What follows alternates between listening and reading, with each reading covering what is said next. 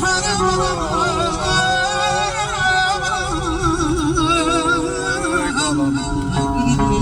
girdim güneşin kaynına bir saharım bülbül de benim gülden zülüstan alabilmez Ezinem aydın olsun ay dostum ay balam aydın olsun yine bugün güzel bir gündür aydın olsun